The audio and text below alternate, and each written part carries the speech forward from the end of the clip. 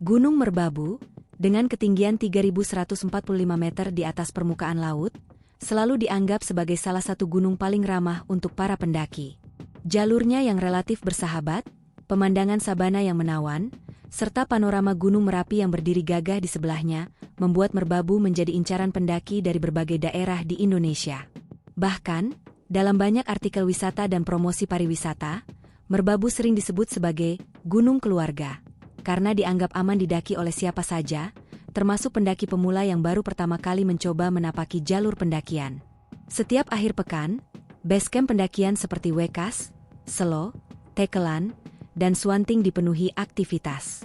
Mobil-mobil pribadi, sepeda motor, hingga bus kecil hilir mudik menurunkan rombongan pendaki dari luar kota. Mereka datang dengan semangat yang sama, mencari keindahan alam yang bisa diabadikan di kamera, sekaligus merasakan sensasi berdiri di atap Jawa Tengah. Foto-foto dari puncak Merbabu, hamparan sabana hijau dengan lautan awan putih di bawahnya, menjadi incaran utama. Banyak yang mengatakan, pemandangan matahari terbit dari gunung ini adalah salah satu yang terbaik di Jawa. Di media sosial, nama Merbabu identik dengan sesuatu yang indah. Akun-akun wisata berlomba menampilkan konten tentang perjalanan menuju sabana, tentang malam penuh bintang di pos pendakian, atau tentang keceriaan pendaki yang berhasil mencapai puncak. Tagar-tagar seperti Merbabu, Sabana Merbabu, atau Merbabu Sunrise selalu ramai digunakan. Semua itu semakin menguatkan citra gunung ini sebagai destinasi wisata yang bukan hanya aman, tetapi juga wajib dikunjungi. Namun, di balik gemerlap promosi itu, ada sisi lain yang jarang terungkap. Penduduk lokal, para porter, dan relawan pendaki tahu bahwa Merbabu menyimpan cerita-cerita kelam yang tidak banyak tersebar di luar lingkaran mereka. Beberapa pendaki pernah hilang, tersesat, atau jatuh sakit parah di jalur. Bahkan ada yang meninggal. Tetapi kisah-kisah itu jarang sekali muncul di pemberitaan resmi. Jikapun ada, informasinya hanya sepotong, pendaki ditemukan, atau evakuasi selesai. Tidak pernah detail, tidak pernah benar-benar dijelaskan bagaimana peristiwa itu bisa terjadi. Bagi sebagian orang, ini adalah bentuk kesengajaan. Dinas Pariwisata, pengelola basecamp, hingga pemerintah daerah sama-sama berusaha menjaga nama baik Merbabu. Mereka tidak ingin kabar buruk mengurangi minat wisatawan. Sebab, tidak bisa dipungkiri, arus wisata pendakian adalah sumber penghasilan besar, baik bagi masyarakat sekitar maupun daerah. Setiap tiket masuk, sewa porter, jasa ojek, hingga warung makan di sekitar basecamp, semuanya bergantung pada arus pendaki. Maka, berita hilangnya orang, terlebih jika ada yang meninggal, dianggap bisa menjadi bumerang yang merusak citra. Kebijakan tak tertulis pun muncul. Kasus-kasus semacam itu harus ditangani dengan cepat, senyap, dan seefisien mungkin. Media dilarang mencampuri terlalu jauh, relawan pencari dipesan agar tidak membocorkan detail. Bahkan keluarga korban kadang diminta tidak menyebarkan informasi berlebihan. Hasilnya, publik hanya melihat Merbabu sebagai gunung yang aman-aman saja, padahal di balik itu ada banyak kisah lain yang terkubur. Dan disinilah, kisah 5 pendaki muda ini bermula. Kisah yang seharusnya bisa menjadi peringatan bagi banyak orang, tetapi justru ditutupi rapat-rapat. 5 anak muda itu berangkat dengan semangat yang sama seperti ratusan orang lainnya. Mereka ingin menikmati indahnya Sabana Merbabu, ingin merasakan sunrise di puncak, dan ingin membawa pulang foto-foto yang bisa mereka banggakan. Mereka bukan kelompok pendaki profesional, tetapi bukan pula pendaki tanpa pengalaman sama sekali. Sebagian dari mereka pernah naik gunung lain, meski hanya yang ketinggiannya lebih rendah. Salah satu dari mereka, Ardi, adalah sosok yang paling bersemangat. Berusia 23 tahun, mahasiswa tingkat akhir dari Semarang, Ardi dikenal di kalangan teman-temannya sebagai pribadi yang ceria dan mudah mengajak orang. Dialah yang pertama kali mengusulkan ide mendaki Merbabu. Bagi Ardi, ini semacam perjalanan penutup sebelum ia sibuk skripsi dan persiapan wisuda. Ia ingin ada kenangan manis bersama sahabat-sahabatnya sebelum semua orang terjebak dalam kesibukan masing-masing. Keempat temannya pun setuju. Bayu, karyawan swasta asal Solo yang pendiam tapi jago membaca peta. Fadil, mahasiswa jurusan seni rupa yang selalu membawa kamera DSLR kemanapun pergi. Rani, mahasiswi dari Jogja yang baru pertama kali mencoba mendaki gunung setinggi Merbabu. serta Andra, sahabat dekat Ardi yang terkenal nekat dan sering terlalu berani. Mereka berkumpul di Semarang, lalu bersama-sama menuju base camp Wekas. Perjalanan mereka terasa penuh tawa. Sepanjang jalan, mereka sudah bercanda, membicarakan rencana memasak di gunung, hingga membayangkan foto-foto estetik di sabana. Tidak ada tanda-tanda bahwa perjalanan ini akan berakhir dengan kisah mengerikan. Sesampainya di base camp, mereka melakukan registrasi sebagaimana pendaki lain.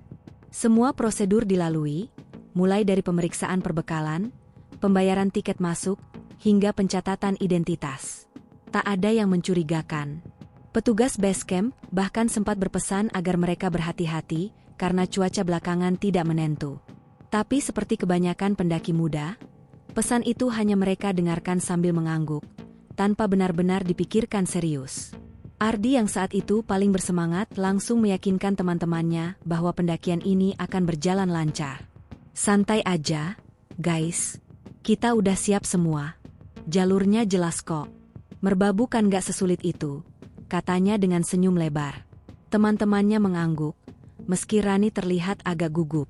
Ia memang paling minim pengalaman, sehingga rasa cemasnya lebih besar. Namun, melihat Ardi dan yang lain begitu optimis, ia berusaha menenangkan diri. Mereka memulai perjalanan pada pagi hari, dengan langkah ringan dan semangat membara. Kamera Fadil sudah siap merekam setiap momen. Rani membawa camilan kecil yang dibagikan di jalur. Bayu sesekali memimpin di depan sambil memeriksa arah, sementara Andra sibuk bercanda agar suasana tetap ramai. Bagi orang-orang lain yang kebetulan melihat mereka di jalur awal, rombongan ini terlihat seperti pendaki pada umumnya, ceria, penuh energi, dan jelas menikmati setiap langkah. Tidak ada yang menyangka bahwa dalam waktu kurang dari 48 jam, mereka akan mulai kehilangan arah, dan 10 hari kemudian, mereka ditemukan dalam kondisi mengenaskan. Namun, detail itu tidak pernah benar-benar muncul di berita. Yang terdengar di luar hanyalah, 5 pendaki berhasil ditemukan, kondisi selamat. Tak ada penjelasan panjang, tak ada rincian penderitaan yang mereka alami. Semua ditutupi demi menjaga nama baik Gunung Merbabu. Padahal, jika kisah lengkap itu dibuka, publik akan tahu betapa mengerikan sebenarnya yang dialami 5 anak muda tersebut. Dan disinilah, orientasi sebuah cerita panjang dimulai. Dari sebuah gunung yang indah, dari sebuah pendakian yang terlihat biasa, menuju peristiwa yang kelak tidak akan pernah mereka lupakan seumur hidup. 5 pendaki itu bukanlah tim profesional. Mereka tidak tergabung dalam komunitas resmi pencinta alam, tidak pernah ikut pelatihan khusus, apalagi memiliki peralatan lengkap standar pendakian ekstrim. Mereka hanyalah sekelompok anak muda yang ingin mencari pengalaman, sedikit petualangan, dan tentu saja foto-foto keren untuk dikenang. Namun, masing-masing dari mereka punya alasan berbeda, alasan yang membuat mereka akhirnya sepakat untuk mendaki Gunung Merbabu bersama-sama. Ardi, 23 tahun, mahasiswa tingkat akhir jurusan hukum di Semarang, adalah penggagas ide pendakian ini. Dari luar, ia dikenal sebagai sosok yang penuh semangat, gampang bergaul, dan jarang terlihat murung. Bagi teman-temannya, Ardi adalah lem yang menyatukan kelompok. Dialah yang menghubungkan satu sama lain, memastikan semua bisa ikut, dan mengatur jadwal keberangkatan. Ia ingin sekali meninggalkan kenangan sebelum masa kuliah benar-benar berakhir. Sebelum kita sibuk skripsi, kerja, nikah, atau entah apa, ayo bikin kenangan yang bisa kita ceritain nanti, ucapnya suatu malam ketika mereka nongkrong di warung kopi. Ada sesuatu dalam nada suaranya waktu itu, semacam keinginan kuat untuk menandai fase hidupnya. Ia tidak sekadar ingin mendaki gunung, ia ingin menutup masa mudanya dengan kisah heroik. Dan Merbabu, menurutnya, adalah pilihan sempurna. Lalu ada Bayu, 24 tahun, karyawan swasta asal Solo. Berbeda dengan Ardi yang ceria dan spontan, Bayu justru pendiam. Ia bekerja di sebuah perusahaan percetakan dengan jam kerja panjang. Rutinitas membuat hidupnya monoton. Baginya, mendaki gunung adalah cara melepas penat, sekaligus kesempatan untuk kembali mengingat masa-masa kuliah dulu, ketika ia lebih bebas. Bayu mungkin terlihat kaku, tapi ia adalah orang yang paling tenang dalam situasi sulit. Teman-temannya percaya padanya dalam hal membaca peta dan mengambil keputusan rasional. Meski tidak banyak bicara, Saat ia sudah memberi instruksi, biasanya semua menurut. Fadil, 22 tahun, mahasiswa seni rupa dari Yogyakarta, punya motivasi berbeda. Ia tidak terlalu peduli soal petualangan atau pencapaian. Yang ia cari adalah gambar, foto-foto sabana merbabu yang memesona, langit berbintang, dan siluet Gunung Merapi yang legendaris. Kamera DSLR yang selalu ia bawa adalah benda paling berharganya. Teman-temannya sering menggoda, kalau disuruh milih, kamu mending kehilangan tas atau kamera, deal? Dan tanpa ragu ia selalu menjawab, tas. Baginya, kamera adalah cara mengabadikan hidup. Jadi, ikut pendakian ini adalah kesempatan emas untuk memperkaya portofolio fotonya. Berbeda dengan mereka, Rani, 21 tahun, adalah sosok yang paling awam soal pendakian. Ia mahasiswi semester 5 jurusan psikologi, juga dari Yogyakarta. Rani dikenal sebagai pribadi manis, ramah, tapi gampang panik. Ia sebenarnya bukan tipe orang yang suka kegiatan alam berat. Ia lebih suka nongkrong di kafe atau jalan-jalan ke pantai. Tetapi ketika Ardi mengajaknya, ia sulit menolak. Rani punya alasan tersendiri. Ia ingin menantang dirinya. Ia ingin tahu apakah ia bisa menaklukkan rasa takutnya sendiri. Sekali aja aku coba naik gunung beneran. Kalau nggak cocok, ya sudah, setidaknya aku pernah nyobain, katanya pada sahabatnya sebelum berangkat. Keputusannya memang dilandasi rasa penasaran sekaligus keberanian, meski ia tahu resikonya besar. Terakhir adalah Andra, 23 tahun, sahabat dekat Ardi sejak SMA. Kalau Ardi adalah otak, maka Andra adalah nyawa kelompok ini. Ia selalu penuh energi, selalu jadi bahan tawa, tapi juga paling sering membuat keputusan ceroboh. Orang-orang mengenalnya sebagai tipe, hajar dulu, pikir belakangan. Andra sudah beberapa kali naik gunung bersama Ardi, meski tidak pernah dengan persiapan matang. Baginya, naik gunung bukan soal perhitungan atau teori, tapi soal menikmati momen dan menguji nyali. Hidup sekali, ngapain takut? Itulah prinsipnya. Teman-temannya kadang kesal dengan sikapnya yang sembrono, tapi tanpa Andra, perjalanan pasti akan terasa membosankan. Kelima orang ini, meski berbeda karakter, membentuk kombinasi unik.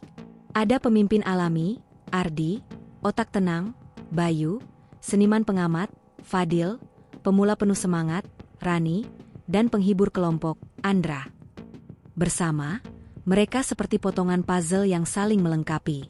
Malam sebelum keberangkatan, mereka berkumpul di rumah kontrakan Ardi di Semarang.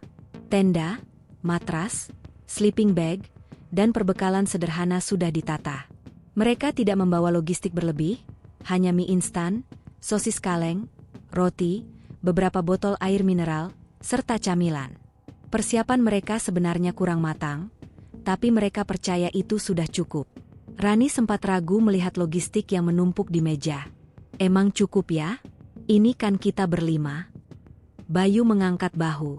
Ya cukuplah. Merbabu nggak sampai berhari-hari juga. Normalnya 2 hari 1 malam kan beres.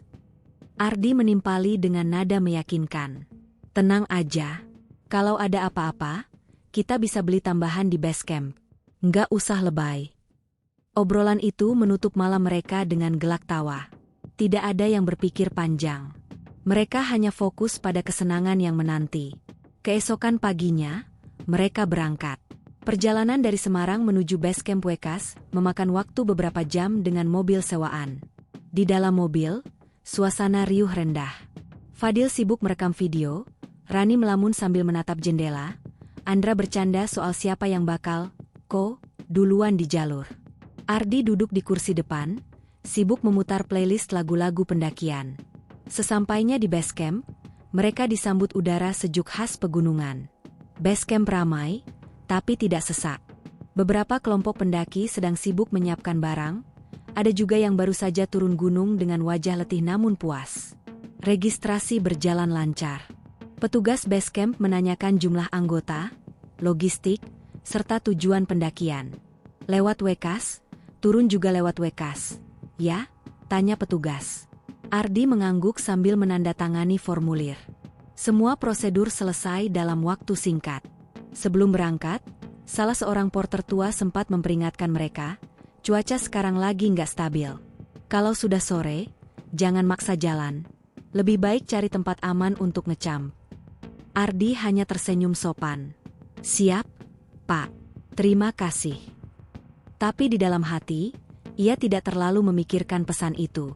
Baginya, semua itu hanya formalitas yang biasa dikatakan kepada pendaki. 5 anak muda itu pun memulai perjalanan mereka.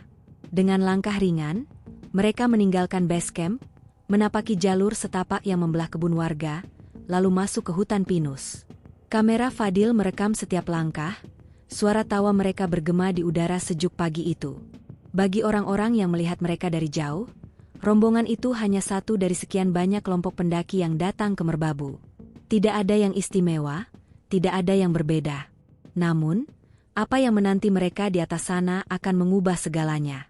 Karena 10 hari kemudian, ketika mereka akhirnya ditemukan, wajah ceria itu telah berganti dengan pucat pasi, tubuh penuh luka, dan mata kosong yang menyimpan trauma mendalam. Namun, publik tidak akan pernah tahu detailnya. Pagi itu, udara di base camp Wekas terasa sejuk dengan kabut tipis yang menggantung rendah. Jam menunjukkan pukul 9.30 ketika kelima pendaki itu mulai melangkah. Mereka tampak penuh semangat, dengan ransel besar di punggung dan wajah ceria yang memantulkan optimisme. Ardi berjalan paling depan, sesekali menoleh ke belakang memastikan semuanya baik-baik saja. Bayu menyusul di barisan kedua, tenang dengan langkah teratur, sesekali memeriksa peta kecil yang digulung di saku samping tasnya. Fadil sibuk merekam suasana sekitar dengan kameranya, hampir setiap tikungan ia berhenti untuk mengabadikan pemandangan. Rani, meski terlihat mulai ngos-ngosan sejak jalur menanjak, tetap berusaha tersenyum ketika kamera mengarah padanya. Sedangkan Andra, seperti biasa, paling ramai, melempar lelucon untuk menjaga mood kelompok. Kalau ada babi hutan lewat, kira-kira siapa yang paling duluan kabur? Canda Andra sambil pura-pura menoleh ke balik semak. Ya kamulah, Endra. Paling cerewet, paling penakut, jawab Bayu singkat. Mereka pun tertawa, membuat perjalanan awal terasa ringan. Jalur menuju pos I dipenuhi kebun warga dengan sayuran hijau berbaris rapi. Sesekali mereka berpapasan dengan penduduk yang sedang membawa hasil panen. Sapaan ramah dan senyum hangat menambah nuansa bersahabat. Rani sempat berhenti sebentar untuk membeli minuman dari warung kecil, sebelum jalur menanjak mulai terasa lebih berat. Sekitar 2 jam kemudian, mereka sampai di pos I, nafas Rani sudah tersengal, tapi Ardi menyemangatinya. Tenang, habis ini jalur lebih landai. Kita istirahat sebentar aja, jangan lama-lama biar nggak kemaleman. Rani mengangguk sambil meneguk air. Fadil memotret mereka berlima dengan latar pepohonan pinus, wajah-wajah penuh keringat tapi masih ceria. Foto itu kelak akan menjadi salah satu dokumentasi terakhir mereka dalam kondisi segar. Perjalanan menuju pos 2 mulai menunjukkan tantangan lebih. Jalur menanjak, hutan makin rapat, dan kabut perlahan turun. Suara burung hutan dan serangga menjadi latar alami. Fadil yang biasanya bersemangat mengambil foto kini mulai jarang mengangkat kameranya, lebih fokus menjaga ritme langkah. Sekitar pukul 13, mereka tiba di pos 2. Langit mulai berawan, angin bertiup lebih kencang. Mereka memutuskan berhenti agak lama untuk makan siang sederhana. Roti tawar, sosis kaleng, dan teh hangat yang dimasak dengan kompor kecil.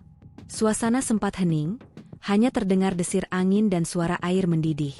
Enak juga ya makan kayak gini, di tengah hutan, ucap Rani mencoba mencairkan suasana. Andra menimpali sambil terkekeh. Iya, Ran. Kalau di kos makan roti sama sosis, rasanya beda. Kalau di gunung, langsung level internasional. Semua kembali tertawa, meski sebenarnya rasa lelah mulai terasa. Usai makan, mereka melanjutkan perjalanan. Namun, sejak memasuki jalur menuju pos 3, suasana berubah drastis.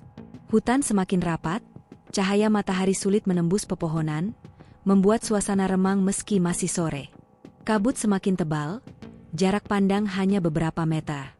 Angin dingin menusuk kulit. Rani beberapa kali menoleh ke belakang, merasa tidak nyaman. Ardi, kayak ada yang ngikutin, bisiknya pelan. Ardi menoleh cepat, lalu tertawa kecil. Mungkin cuma bayanganmu sendiri, Ran. Jangan kebanyakan mikir. Tapi di wajahnya sendiri, ada kerutan tipis yang menandakan rasa cemas. Ia tidak ingin menakut-nakuti yang lain. Bayu yang berjalan di depan tiba-tiba berhenti. "Kalian denger nggak?" tanyanya lirih. Semua terdiam.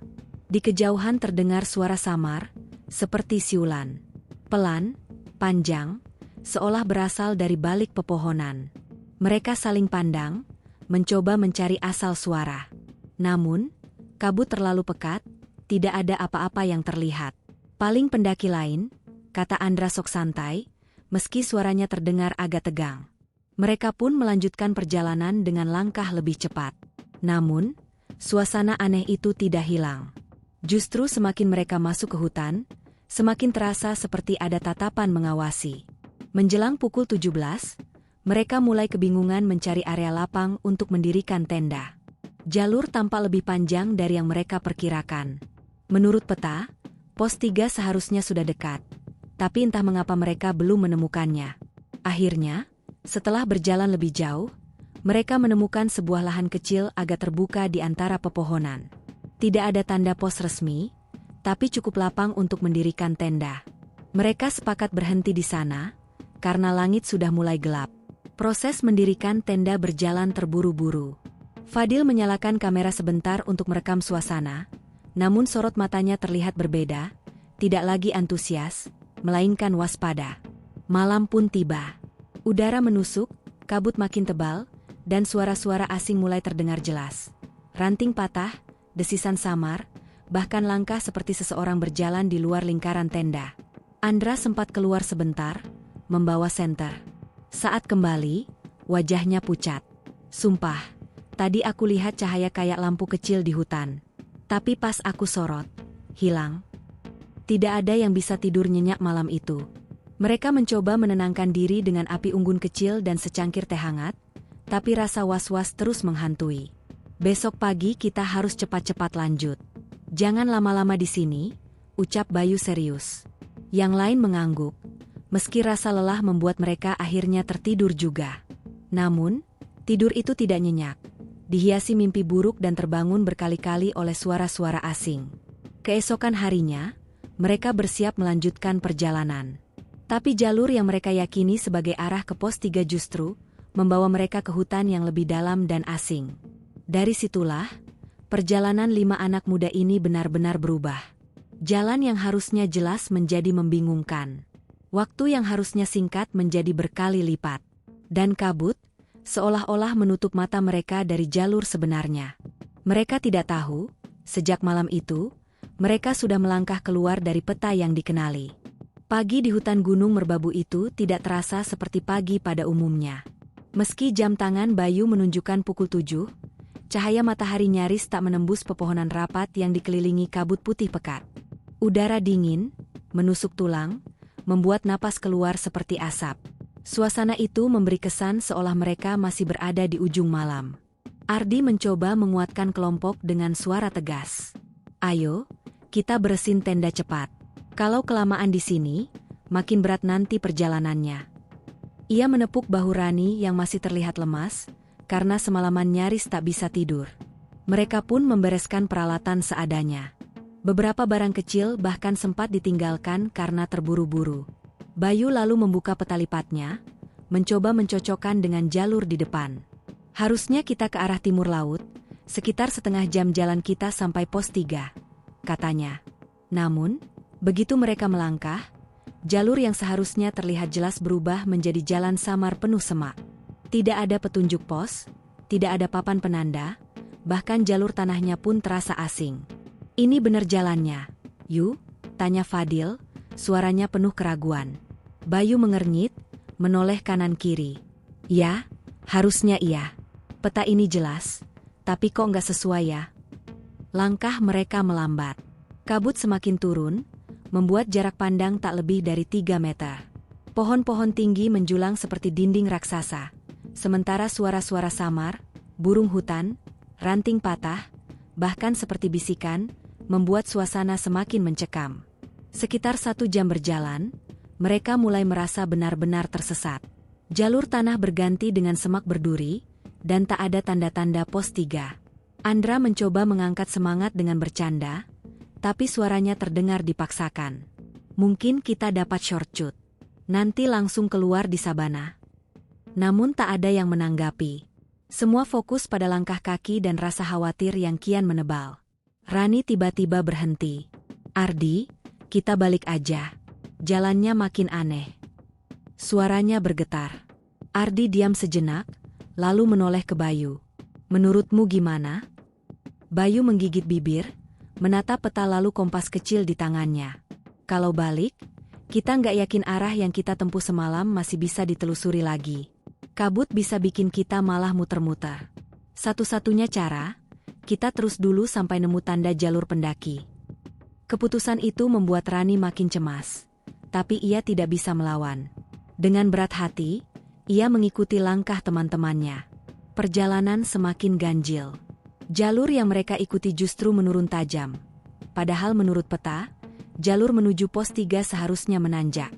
Fadil mulai mengabadikan kondisi sekitar, entah sebagai dokumentasi atau sekadar pelarian dari rasa takut. Dalam salah satu rekaman videonya, terdengar suara lirih seperti seseorang menyebut nama mereka. Anehnya, saat mereka berhenti untuk memastikan, tak ada apapun di sekitar. Andra mendekat ke Ardi. Lo denger nggak? Kayak ada yang manggil nama gue tadi. Ardi menghela napas, berusaha tetap rasional. Mungkin cuma suara angin. Tapi jauh di dalam hatinya, ia tahu suara itu terlalu jelas untuk sekadar angin. Menjelang siang, mereka berhenti di sebuah area yang cukup lapang, dikelilingi pepohonan tua berakar besar. Dari kejauhan, samar-samar terdengar suara aliran air. Semua merasa sedikit lega, karena setidaknya ada sumber air untuk mengisi persediaan. Namun ketika mereka mendekati sumber suara, yang ditemukan bukanlah sungai jernih seperti harapan, melainkan genangan air keruh dengan bau menyengat. Aliran itu keluar dari sela bebatuan, seolah-olah tidak pernah disentuh manusia. Kayak bukan jalur pendakian deh, gumam Bayu lirih. Rani mendekap jaketnya lebih erat. Aku nggak enak, Di.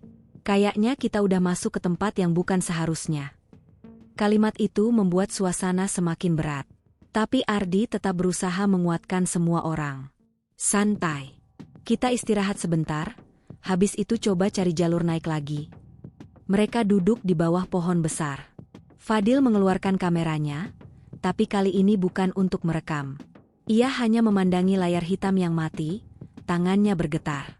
Entah kenapa aku ngerasa kita udah nggak di merbabu lagi, katanya pelan.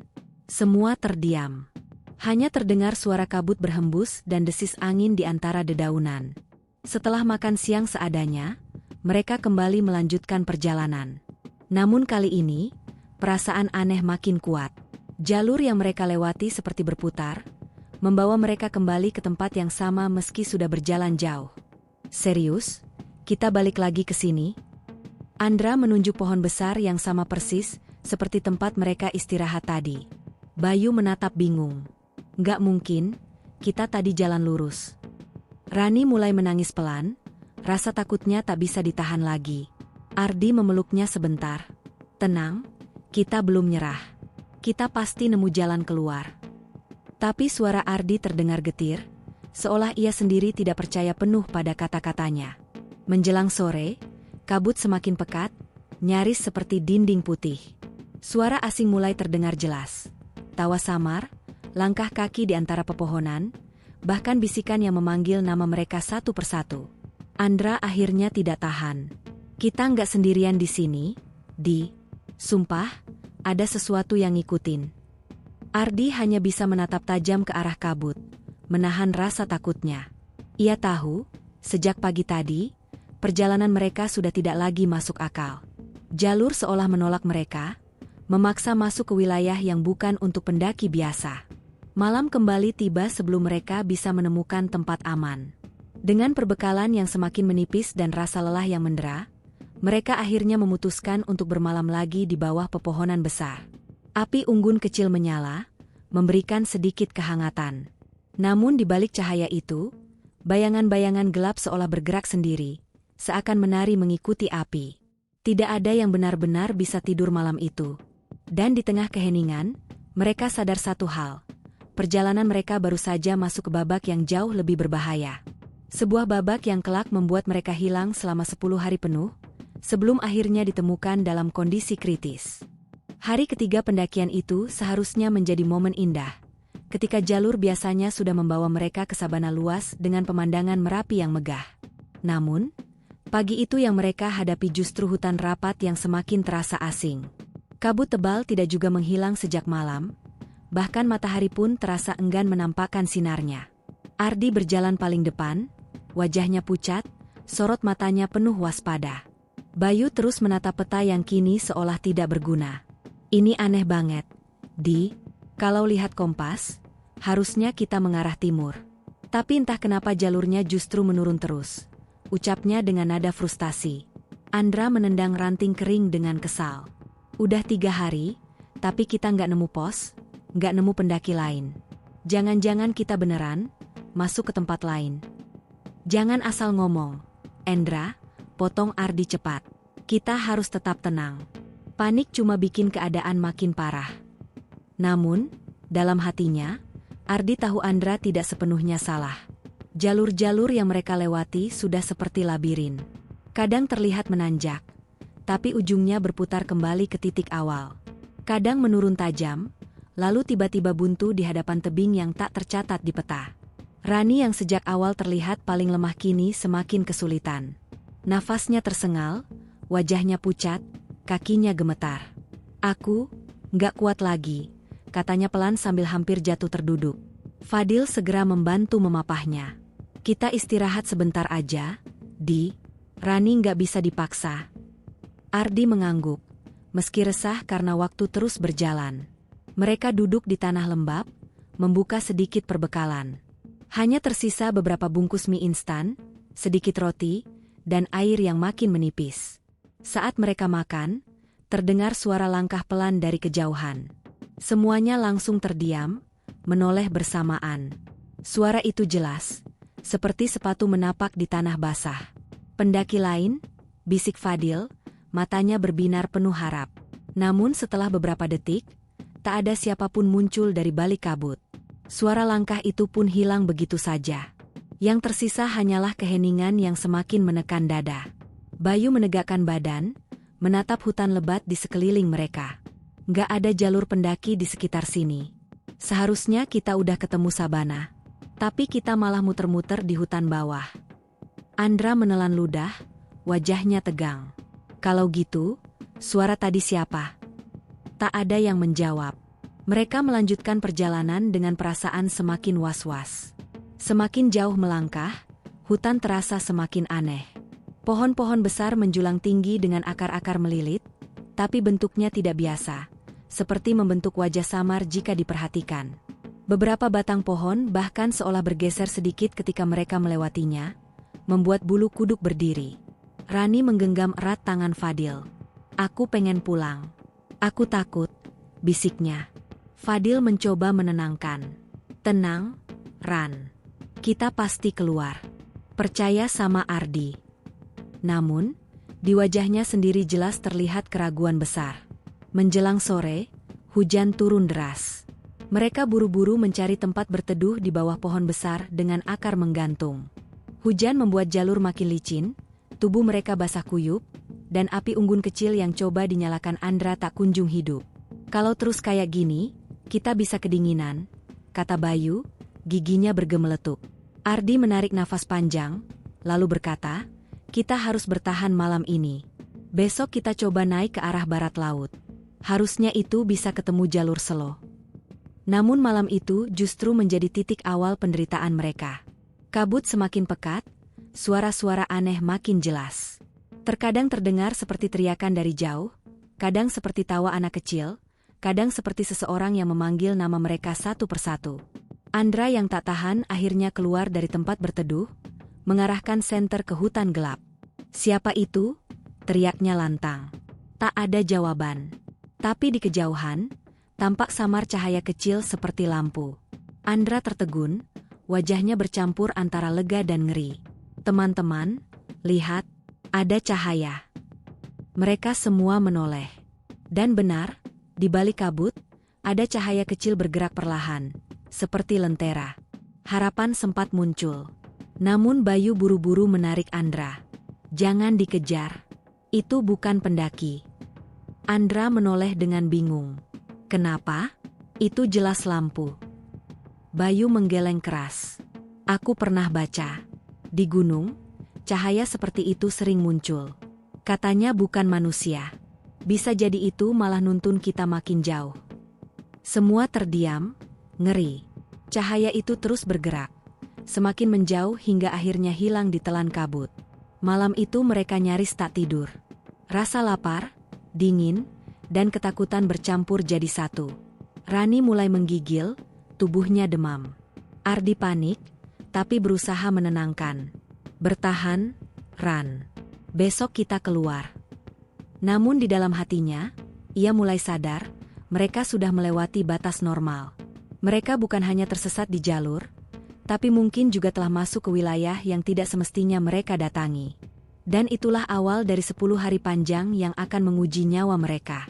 Hari keempat menjadi titik kritis. Sejak pagi, Rani sudah tidak mampu berdiri lama. Tubuhnya lemas, wajahnya pucat, dan nafasnya pendek-pendek. Fadil memapahnya hampir sepanjang jalan, membuat langkah kelompok makin lambat. Ardi berkali-kali mencoba memberi semangat, tapi suaranya sendiri terdengar makin putus asa. Mereka sudah tidak punya makanan layak. Sisa roti basah terkena hujan, mie instan tinggal 2 bungkus, dan air hampir habis. Bayu mencoba menampung air hujan dengan plastik seadanya, tapi hasilnya tidak banyak. "Kalau kita nggak nemu jalur, kita bisa mati di sini," gumam Andra, nadanya getir. "Jangan ngomong sembarangan," bentak Ardi. "Kita masih bisa keluar. Fokus cari arah naik." Namun, kata-katanya tidak lagi memberi kepercayaan. Semua bisa merasakan ketakutan yang sama. Mereka tidak hanya tersesat, tapi seolah benar-benar terjebak di hutan asing yang menolak melepaskan. Saat matahari mulai naik, kabut sedikit menipis. Mereka memutuskan berjalan ke arah barat laut, sesuai rencana Ardi.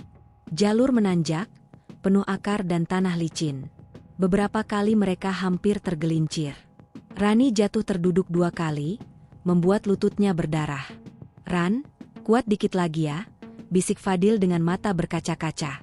Namun, sorot mata Rani kosong, seakan semangatnya sudah hilang. Di tengah perjalanan, mereka menemukan sesuatu yang membuat bulu kuduk berdiri. Sebuah pondok kecil reot di tengah hutan, berdiri miring dengan atap hampir runtuh. Seharusnya tidak ada bangunan permanen di jalur itu, apalagi di area yang menurut peta masih jauh dari pemukiman. Ini apa?" tanya Andra, suaranya gemetar. Mereka mendekati pondok itu dengan hati-hati. Bangunannya terbuat dari kayu lapuk, sebagian dindingnya tertutup lumut. Pintu setengah terbuka, dan dari dalam tercium bau apek menusuk hidung. Ardi menyalakan senter, lalu mengintip. Di dalam kosong, hanya ada tikar usang dan beberapa wadah tanah liat pecah. Tapi yang membuat semua merinding adalah ukiran-ukiran di dinding. Simbol-simbol aneh, lingkaran dengan garis silang, dan bentuk menyerupai wajah.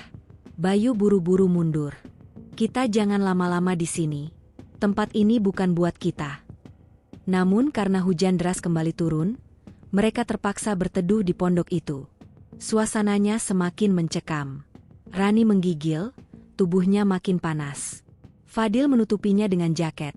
Sementara Ardi dan Bayu berusaha menyalakan api dari kayu lapuk. Tiba-tiba, suara ketukan pelan terdengar dari luar. Tok, tok, tok. Semua terdiam, saling pandang dengan wajah pucat.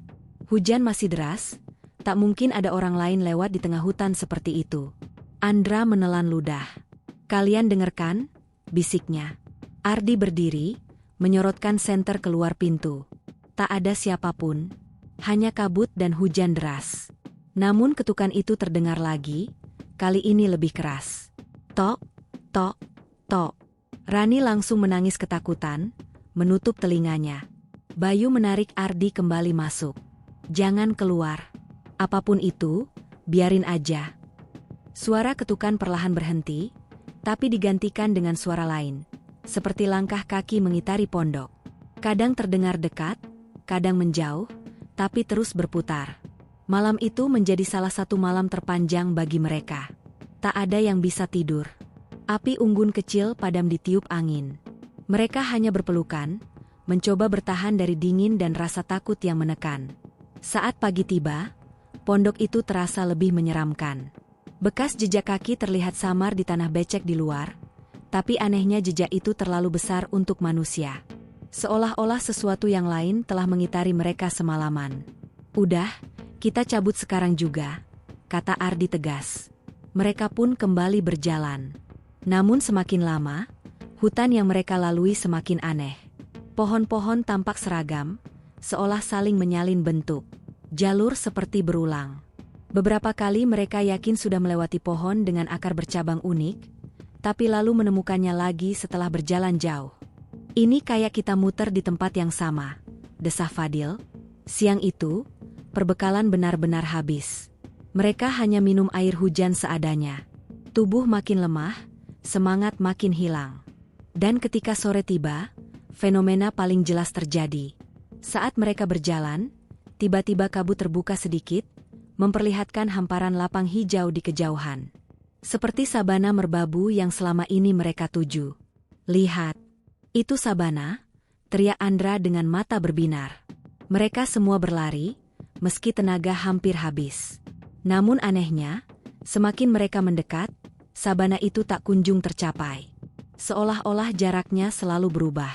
Setelah berlari cukup lama, sabana itu perlahan memudar, dan kabut kembali menutup. Rani jatuh terduduk, menangis histeris. "Kenapa kita nggak sampai-sampai? Kenapa?" Ardi terdiam, menatap kosong ke arah kabut. Untuk pertama kalinya, ia benar-benar kehilangan arah.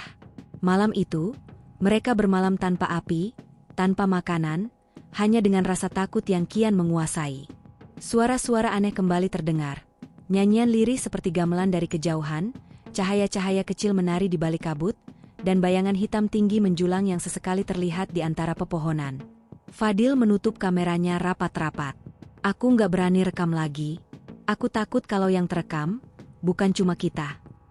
Semua tahu, mereka kini bukan sekadar tersesat. Mereka sudah masuk ke dalam wilayah yang tak kasat mata, terperangkap dalam dunia yang tidak seharusnya mereka jamah. Dan jalan keluar, semakin hari semakin terasa mustahil. Hari kelima, kabut tetap tak beranjak. Seolah-olah matahari sudah berhenti bersinar untuk mereka. Udara semakin dingin, tubuh makin lemah, dan suara-suara aneh semakin sering terdengar. Rani jatuh sakit lebih parah. Wajahnya pucat, tubuhnya panas, bibirnya kering. Ia hanya bisa terbaring, dipapah oleh Fadil hampir sepanjang waktu. Setiap kali mencoba berdiri, lututnya goyah. Fadil nyaris menangis karena tak bisa berbuat banyak. "Kalau begini terus, Ran gak bakal kuat," ucap Fadil dengan suara parau. Andra, yang mulai kehilangan kesabaran, menimpali, "Kita nggak bisa berhenti terus cuma karena satu orang. Kalau kita diam aja, kita semua mati." "Jaga omonganmu," bentak Fadil marah, berdiri menantang. "Kalau kamu nggak mau bantu, jangan nyalahin Rani." Ardi segera melerai. "Sudah, jangan ribut sekarang. Kalau kita nggak bersatu, habis kita semua." Namun ketegangan sudah terlanjur terbentuk. Rasa lapar, lelah, dan takut membuat masing-masing mulai egois, saling menyalahkan. Bayu yang biasanya tenang pun terlihat goyah. Ia menatap peta lusuh di tangannya, lalu meremasnya dengan frustasi. "Peta ini nggak ada gunanya. Jalur yang kita lewatin sama sekali nggak sesuai. Seakan-akan kita udah nggak ada di merbabu lagi." Ardi menepuk bahunya. "Jangan bilang gitu, Yu. Kita pasti masih di gunung ini." Bayu menoleh dengan mata merah. "Kalau masih di merbabu, kenapa nggak ada pos? Kenapa nggak ada pendaki lain?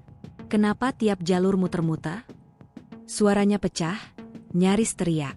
Tak ada yang menjawab. Semua tahu, dalam hati mereka juga memikirkan hal yang sama. Hari ke-6, perbekalan mereka resmi habis. Hanya ada sedikit air hasil tampungan hujan, itu pun keruh.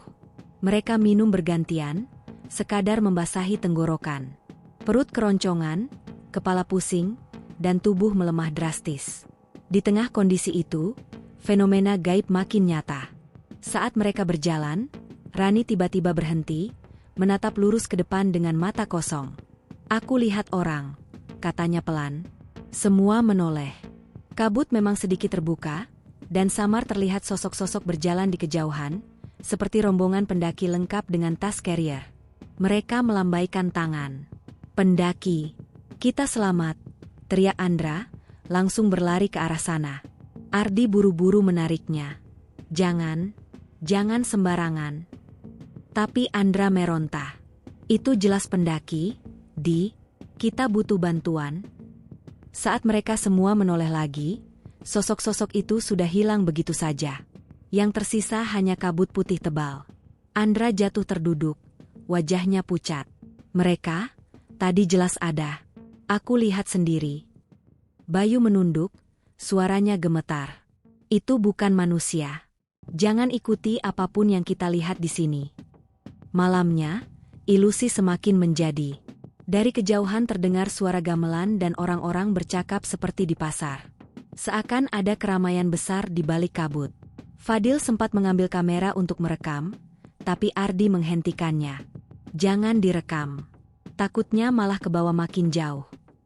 Rani terus mengigau karena demam tinggi. Kadang ia tertawa kecil, kadang menangis, kadang bicara sendiri. Ada ibu-ibu di sana, dia manggil aku, gumamnya. Fadil memeluknya erat, air mata jatuh tanpa ia sadari. Bertahan ya, Ran. Jangan tinggalin aku. Hari ke-7, mental mereka benar-benar runtuh. Ardi, yang sejak awal berusaha kuat, mulai kehilangan kendali. Ia menatap kosong ke kabut, lalu berkata lirih, mungkin kita nggak akan pernah keluar. Bayu menatapnya tajam. Jangan bilang begitu. Kalau pemimpin aja nyerah, habis kita semua. Namun kata-kata itu tidak lagi menyalakan harapan. Mereka hanya duduk terdiam, menunggu waktu berjalan lambat, mendengarkan suara-suara aneh yang terus mengelilingi. Andra yang paling keras kepala akhirnya pecah. Ia berdiri dan berteriak ke hutan. Kalau memang ada yang main-main sama kita, tunjukin muka kalian. Jangan cuma bisik-bisik kayak pengecut. Hutan bergema. Sesaat hening. Lalu tiba-tiba suara tawa keras meledak dari segala arah, bergema panjang, menembus kabut. Tawa yang jelas bukan manusia. Andra membeku, tubuhnya gemetar. Apa itu? Tak ada yang berani menjawab. Mereka hanya saling pandang, mata penuh ketakutan. Malam itu, mereka tidak hanya diganggu suara. Bayangan hitam besar terlihat bergerak di antara pepohonan. Tinggi, kurus, dengan mata merah menyala. Setiap kali mereka menoleh, bayangan itu menghilang. Tapi jejaknya terasa, membuat bulu kuduk berdiri. Rani menangis lagi, tubuhnya semakin lemah. Fadil hampir putus asa. Kalau terus begini, dia nggak akan bertahan lama. Ardi menutup wajah dengan kedua tangannya. Ia tahu, kelompok mereka kini bukan lagi mendaki gunung. Mereka sedang terjebak dalam dunia yang lain. Dunia yang membuat waktu berjalan aneh, makanan habis, dan harapan terkikis. Hari ke-7 itu berakhir dengan mereka meringkuk bersama, tubuh gemetar, mata terbuka lebar menatap api kecil yang hampir padam. Dan dalam hati kecil mereka, masing-masing tahu satu hal. Jika besok tidak ada jalan keluar, mungkin hanya sebagian dari mereka yang akan hidup. Hari ke-8, tubuh mereka sudah benar-benar payah. Nafas memburu, kulit pucat, bibir pecah-pecah. Jalur yang mereka lalui terasa seperti lingkaran tanpa akhir. Setiap langkah hanya membawa mereka kembali ke tempat yang sama. Andra mulai batuk darah. Saat ia meludah ke tanah, cairan merah bercampur lendir keluar dari mulutnya. Semua terperanjat. Kamu kenapa, Dokter Anda? Ardi panik. Andra menggeleng, berusaha tersenyum, tapi wajahnya jelas menahan sakit. Gak apa-apa, aku cuma capek. Fadil menggeleng keras. Itu bukan capek. Kamu parah. Kita harus keluar dari sini sekarang juga. Namun tidak ada jalur jelas. Setiap mereka mencoba turun, kabut menggiring kembali ke atas. Suara-suara asing pun makin sering terdengar. Tangisan bayi, tawa wanita, bahkan suara orang memanggil nama mereka satu persatu. Bayu yang biasanya rasional mulai kehilangan kewarasan. Ia duduk menekuk lutut, menutup telinga rapat-rapat. Mereka manggil aku lagi, suara itu dari bawah, ayo ikutin aja, mungkin itu jalan keluar. Ardi menahan bahunya keras. Itu bukan jalan keluar. Itu jebakan. Kalau kita diam aja, kita mati semua, teriak Bayu, matanya liar. Ia berlari ke arah suara, tapi untung Ardi dan Fadil berhasil menariknya hingga jatuh terguling. Bayu meraung, menjerit seperti orang kesurupan. Rani yang sejak hari kelima sakit parah kini semakin kritis. Tubuhnya panas, napasnya berat, wajahnya pucat pasi. Sesekali ia mengigau, menyebut nama orang tuanya. "Ma, aku mau pulang, tolong jemput aku." Fadil menangis sambil memeluknya erat. "Bertahan, Ran, jangan tinggalin aku, sebentar lagi kita keluar." Tapi bahkan ia sendiri tidak percaya dengan kata-kata itu. Malam hari ke-8, kabut semakin pekat hingga jarak pandang hanya sejengkal. Api unggun tak bisa menyala, kayu selalu basah. Dalam kegelapan, mereka mendengar suara langkah mendekat. Tok, tok, tok. Ardi menggenggam batu, tubuhnya tegang. Dari balik kabut, tampak siluet tinggi kurus dengan gerakan lambat. Sosok itu berhenti hanya beberapa meter dari mereka, lalu terdengar suara berat, "Parau. Kalian, bukan bagian dari sini." Tak ada yang berani menjawab. Mereka hanya terdiam, tubuh gemetar. Sosok itu perlahan menghilang begitu saja, seolah larut dalam kabut. "Ya Allah," bisik Ardi. Tubuhnya berkeringat dingin meski udara menusuk tulang. Hari ke-9, kekuatan mereka nyaris habis. Ardi harus menopang Andra yang terus batuk darah, sementara Bayu sudah kehilangan tenaga. Fadil masih mencoba bertahan demi Rani, tapi tubuhnya sendiri semakin kurus, wajahnya cekung, mata cekung dalam. Di tengah putus asa, mereka menemukan sebuah jalur kecil yang dipenuhi bebatuan licin. Jalur itu tidak pernah mereka lihat sebelumnya. "Mungkin ini jalan keluar," kata Ardi dengan napas terengah. Mereka mengikuti jalur itu meski tubuh goyah. Namun semakin jauh mereka berjalan, jalur justru membawa ke sebuah lapangan terbuka yang dipenuhi kabut tebal. Di tengahnya, terlihat cahaya temaram seperti api unggun besar. "Lihat, ada orang," teriak Andra dengan suara serak. Mereka mendekat, dan samar terlihat puluhan sosok duduk melingkar di sekitar api unggun, tertawa, berbicara, seperti pasar malam kecil.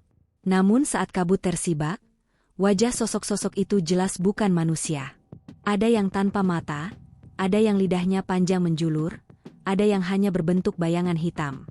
Rani menjerit, lalu pingsan. Fadil langsung menggendongnya, tubuhnya gemetar hebat. "Kita harus pergi dari sini."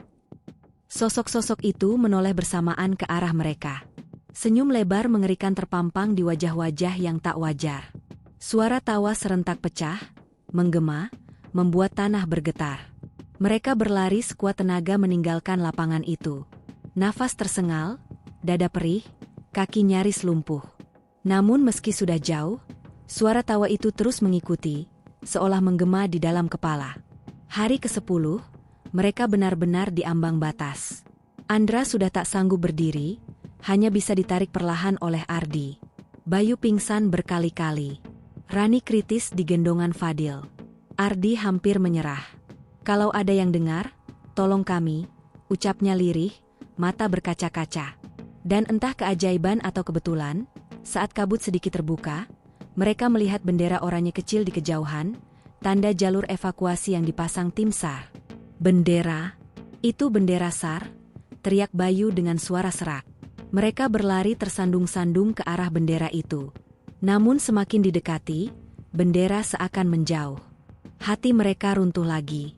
Tapi kali ini, suara peluit terdengar dari kejauhan. Tit, tit. Ardi terdiam. Itu nyata, suara SAR. Dengan sisa tenaga, mereka berteriak sekeras mungkin. "Tolong!" Suara balasan datang. "Bertahan, kami datang." Air mata mengalir di pipi mereka. Setelah 10 hari terjebak dalam mimpi buruk, akhirnya ada cahaya harapan. Namun kondisi mereka sudah terlalu parah. Rani hampir tak bernapas. Andra batuk darah semakin deras. Bayu pingsan total. Fadil dan Ardi pun sudah limbung. Saat tim SAR benar-benar menemukan mereka, tubuh kelima pendaki itu langsung roboh, tak sadarkan diri. Mereka ditemukan dalam keadaan kritis, kering, lemah, dan nyaris tak bernyawa. Dan anehnya, lokasi penemuan mereka hanya sekitar 2 km dari jalur resmi. Seolah-olah selama 10 hari itu, mereka bukan berada di dunia yang sama. Tim SAR bergerak cepat begitu menemukan kelima pendaki itu. Tubuh mereka lunglai, penuh luka lecet, wajah pucat pasi. Nafas terengah-engah, sebagian nyaris tak sadarkan diri. "Cepat, tandu. Mereka kritis semua," teriak salah satu anggota SAR. Dengan sigap, 2 tandu darurat dibentangkan. Rani, yang kondisinya paling parah, langsung diprioritaskan. Nafasnya lemah, hanya sesekali terputus-putus. Andra juga tak kalah kritis. Bibirnya penuh darah kering, tubuhnya panas dingin. Bayu benar-benar pingsan, tak bereaksi meski namanya dipanggil berkali-kali. Ardi dan Fadil, meski masih bisa membuka mata, sudah hampir tak sanggup bicara. Mereka hanya bisa bergumam lirih, meminta air. Perjalanan evakuasi menuruni jalur memakan waktu berjam-jam. Para relawan bahu-membahu mengangkat tandu bergantian, menyusuri jalur sempit di tengah malam. Lampu senter dan headlamp berkelip-kelip, sementara udara dingin menusuk tulang. Setiap kali terdengar rintihan dari salah satu pendaki, anggota SAR saling bertukar pandang. Mereka tahu, kondisi para korban sangat kritis. Salah sedikit saja, nyawa bisa melayang. Sampai di base camp Selo, suasana langsung riuh. Petugas medis yang sudah siaga menyambut dengan peralatan darurat. Oksigen dipasang, infus disiapkan, perban dibuka. Para pendaki diletakkan di atas matras tebal, tubuh mereka diperiksa satu persatu. Tekanan darahnya drop, seru seorang paramedis sambil memompa oksigen untuk Rani. "Andra, saturasi rendah, kita butuh tindakan cepat." Tim lain bersuara panik. Ardi yang masih sadar setengah, mencoba menoleh. Tolong mereka dulu, jangan biarin ada yang mati," katanya lirih, sebelum akhirnya matanya terpejam. Beberapa wartawan lokal yang sempat mencium kabar keberhasilan evakuasi sudah menunggu di luar. Namun anehnya, aparat yang berjaga langsung melarang mereka masuk. "Maaf, dilarang meliput. Ini demi kenyamanan keluarga korban," ujar seorang petugas singkat, menahan kamera yang berusaha menyelinap. Beberapa jurnalis protes, tapi tetap diusir. Ada kesan kuat bahwa kasus ini memang sengaja ditutup rapat. Malam itu juga, kelima pendaki langsung dilarikan ke RSUD Boyolali dengan ambulans.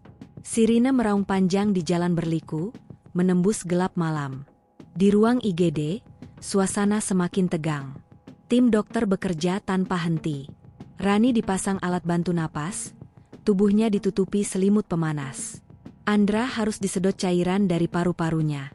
Bayu masih tidak sadar, kondisinya drop drastis. "Kalau tidak ditangani lebih cepat, mungkin mereka tidak akan bertahan," kata seorang dokter pelan kepada perawat yang mendampinginya. Sementara itu, di ruang tunggu rumah sakit, keluarga korban yang sudah diberitahu menangis histeris. Ibu Rani pingsan, ayah Andra memukul-mukul meja. Adik Ardi berulang kali bertanya kenapa butuh 10 hari untuk menemukan mereka padahal jalur merbabu sudah sering dipatroli. Namun jawaban yang diberikan selalu sama, "Kami juga masih mencari tahu. Mohon sabar." Malam berlalu penuh kecemasan. Baru menjelang subuh, kondisi mereka sedikit stabil. Rani masih dalam pengawasan ketat, Andra dirawat di ruang intensif, Bayu belum sadar, sementara Ardi dan Fadil mulai bisa membuka mata meski lemah. Saat Ardi siuman, ia langsung berusaha bicara meski suaranya nyaris tak terdengar. "Kami, bukan cuma tersesat, ada sesuatu yang gak wajar." Namun sebelum sempat menjelaskan, dokter menenangkannya. "Istirahat dulu, jangan paksa bicara." Meski begitu, kata-katanya cukup membuat keluarga penasaran. Ada sesuatu yang tidak wajar. Apa maksudnya? Di sisi lain, pihak berwenang mulai sibuk melakukan pengaturan informasi. Beberapa anggota SAR yang ikut evakuasi diminta tidak memberi keterangan ke media. Semua detail soal posisi ditemukannya pendaki, kondisi mereka saat dijemput, hingga hal-hal ganjil di lapangan ditutup rapat. Ini demi menjaga nama baik jalur pendakian, kata seorang aparat dalam briefing singkat. Kalau kabar ini bocor, citra Merbabu sebagai destinasi wisata bisa jatuh. Beberapa relawan keberatan. Salah satunya bahkan berkata, "Tapi Pak, kejadian ini nyata. Mereka ditemukan hanya 2 kilometer dari jalur resmi. Kalau nggak dipublikasikan, orang-orang nggak akan tahu bahayanya." Namun jawabannya tegas, "Diamkan saja. Resmi, kasus ini kita catat sebagai tersesat akibat kelelahan dan cuaca buruk. Tidak lebih." Perintah itu jelas, dan semua diminta patuh. Sementara itu, cerita sebenarnya hanya tersimpan di kepala 5 pendaki yang kini terbaring di ranjang rumah sakit. Tapi apakah mereka bisa menceritakan semuanya? Belum tentu. Kondisi mereka terlalu kritis, trauma terlalu dalam, dan ada kemungkinan mereka bahkan tidak diizinkan untuk berbicara bebas. Hari-hari berikutnya, media lokal hanya menulis singkat. 5 pendaki berhasil ditemukan setelah 10 hari hilang di Gunung Merbabu. Mereka selamat meski dalam kondisi kritis. Tidak ada detail. Tidak ada penjelasan bagaimana mereka bisa bertahan 10 hari tanpa logistik cukup. Tidak ada informasi kenapa mereka baru ditemukan dekat jalur resmi. Seolah ada tembok tak kasat mata yang menutup kebenaran dari publik. Namun bagi Ardi, Fadil, Andra, Rani, dan Bayu, kebenaran itu terlalu nyata untuk dilupakan. Mereka tahu, apa yang menahan mereka 10 hari di hutan bukan sekadar kabut atau tersesat. Ada sesuatu yang lain, sesuatu yang lebih besar, yang tidak ingin manusia sembarangan masuk ke wilayahnya. Dan malam ketika Ardi berusaha tidur di ruang rawat, ia kembali mendengar suara samar di telinganya. Suara yang sama seperti saat di kabut. "Kenapa kalian keluar? Bukankah kalian sudah jadi milik kami?" Ardi terbangun, tubuhnya basah oleh keringat dingin. Kisah 10 hari itu rupanya belum benar-benar selesai. Hari-hari setelah evakuasi berjalan lambat, penuh ketegangan. 5 pendaki itu masih dirawat intensif di rumah sakit. Tubuh mereka lemah, kurus, wajah tirus, seolah 10 hari hilang di gunung telah menguras seluruh hidup dari raga mereka. Rani, setelah 3 hari dirawat di ruang ICU, akhirnya melewati masa kritis.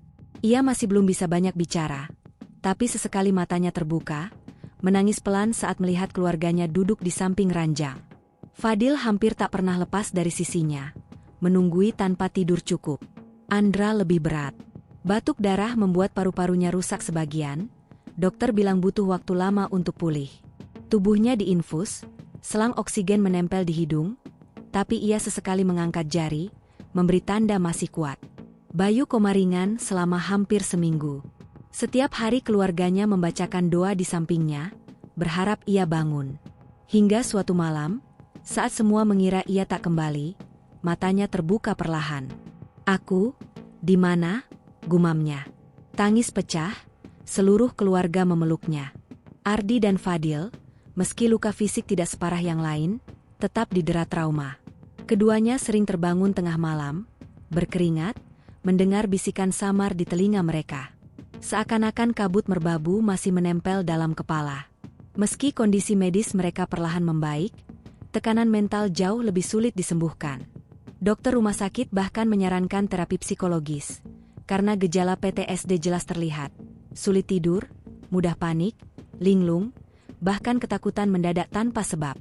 Namun, ketika keluarga menanyakan detail kisah sebenarnya, bagaimana mereka bisa hilang selama 10 hari, kenapa ditemukan hanya 2 kilometer dari jalur resmi, jawaban selalu terputus. Ardi hanya berkata lirih, "Jangan tanya lagi. Kami sendiri nggak ngerti, dan lebih baik kalian juga nggak tahu." Jawaban itu membuat keluarga bingung. Tapi mereka sadar anak-anak itu menyimpan trauma yang berat. Di luar rumah sakit, cerita lain berkembang. Banyak relawan SAR yang terlibat evakuasi berbisik soal keanehan. Mereka heran bagaimana 5 pendaki bisa tersesat di lokasi yang dekat jalur resmi. Beberapa bahkan mengaku melihat bayangan hitam saat proses pencarian, tapi tidak berani bersuara lantang. Namun suara-suara itu cepat dibungkam. Dinas Pariwisata, aparat desa, dan pihak kepolisian duduk satu meja. Dalam rapat tertutup, diputuskan satu hal, kasus ini tidak boleh digoreng media. Resmi, berita hanya menyebut tersesat akibat kelelahan, cuaca buruk, dan minim persiapan logistik. Tidak ada tambahan detail. Tidak ada cerita mistis. Tidak ada pembahasan soal 10 hari penuh misteri. Kalau kisah asli bocor, wisata Merbabu bisa sepi. Banyak warga yang hidup dari sini. Jadi, tolong jaga semua omongan, ujar seorang pejabat, suaranya tegas. Para relawan diminta tanda tangan pernyataan tidak menyebar cerita di luar jalur resmi. Wartawan yang sempat mencoba menggali lebih jauh ditekan, bahkan ada yang kameranya disita saat mencoba memotret korban di rumah sakit. Alasan selalu sama, demi menjaga nama baik Merbabu sebagai destinasi wisata. Namun gosip tidak bisa sepenuhnya ditekan. Dari mulut ke mulut, cerita tetap menyebar. Ada yang bilang 5 pendaki masuk ke pasar gaib Merbabu. Ada yang yakin mereka terjebak di kampung halus yang memang terkenal di kalangan penduduk lokal. Bahkan, sebagian percaya mereka sudah dianggap milik penghuni gunung, tapi entah kenapa akhirnya dilepaskan kembali. Cerita itu berkembang di warung kopi sekitar Selo dan Kopeng. Dibicarakan dengan nada berbisik, seakan tabu untuk diucapkan terlalu keras. Sementara itu, kelima pendaki mulai dipulangkan setelah kondisi stabil. Mereka disambut tetangga, sahabat, dan kerabat dengan tangis haru. Tapi wajah mereka tetap sayu, mata kosong, seolah sebagian jiwa masih tertinggal di kabut Merbabu. Ardi, sebagai yang tertua, berusaha menjawab pertanyaan-pertanyaan media lokal. Namun jawabannya selalu singkat. Kami cuma tersesat. Kami beruntung masih hidup. Ketika ada yang mendesak, bertanya soal suara-suara aneh atau sosok yang mereka lihat, Ardi hanya diam, lalu pergi tanpa sepatah kata. Malam-malam berikutnya, mereka sering berkumpul bersama, 5 orang itu. Duduk dalam diam, hanya saling pandang. Tidak ada yang berani membuka topik tentang 10 hari itu. Seolah ada kesepakatan tak tertulis. Kisah ini hanya milik mereka berlima. Namun, dalam hati mereka masing-masing tahu, bahwa apa yang menahan mereka di gunung bukan sekadar kabut atau jalur yang menyesatkan. Ada dunia lain yang sempat merenggut mereka, lalu entah kenapa mengembalikan. Dan itu bukan sesuatu yang bisa diceritakan ke sembarang orang. Waktu berjalan, wisata Merbabu kembali ramai. Jalur pendakian tetap penuh tiap akhir pekan. Orang-orang tertawa, berfoto di sabana, menikmati sunrise tanpa tahu kisah yang ditutupi. Bagi dunia luar, tragedi itu hanyalah catatan kecil. 5 pendaki tersesat, lalu ditemukan. Tapi bagi Ardi, Rani, Fadil, Bayu, dan Andra, itu adalah luka yang tidak pernah hilang. Kadang, ketika kabut turun di kaki Merbabu, bayangan hari-hari itu kembali hadir. Suara tawa, gamelan samar, langkah kaki tak terlihat. Mengingatkan mereka bahwa meski sudah pulang, bagian dari diri mereka akan selamanya tertinggal di hutan berkabut itu. Dan kebenaran tentang 10 hari mengerikan itu, hanya mereka berlima yang tahu. Dan mungkin, lebih baik memang tetap begitu.